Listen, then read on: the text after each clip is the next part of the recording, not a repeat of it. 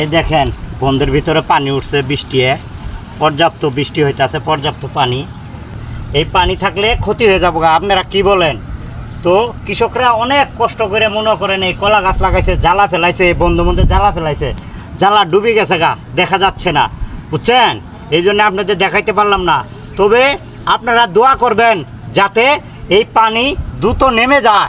দ্রুত নেমে গেলে এই আমরা যারা কৃষক আছি, নিম্নবিত্ত বা মধ্যবিত্ত, তারা কৃষি কাজ করি আমরা জ্বালা ফেলাইছি, এখন এই যে কলা গাছ করছি, ঠিক আছে? এই কলা গাছগুলোই ধরেন, এটা যদি আপনার এই পানির মধ্যে ডুবে থাকে তাহলে অনেক ক্ষতি হয়ে যাবে, অনেক টাকা খরচ হয়েছে, এখানে 1.5 লক্ষ টাকার মতন খরচ হয়েছে আমি জানি। আর জ্বালা ফেলানি হয়েছে, ওই যে ওই দিক জ্বালা ফেলাইছে, ওই দিক নিয়ে গেলাম না, অনেক জ্বালা আপনার মাটির নিচে, পানির নিচে ডুবে আছে। এটা যদি সপ্তাহখানিক থাকে তাহলে জ্বালা সপ্তাহখানিকও থাকা লাগবে না, 2-3 দিন থাকে, জ্বালা নষ্ট হয়ে যাবে গা।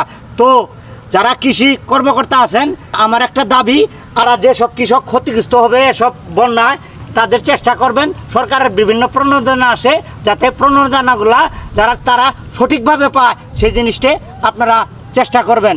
ভালো থাকেন, আসসালামু আলাইকুম।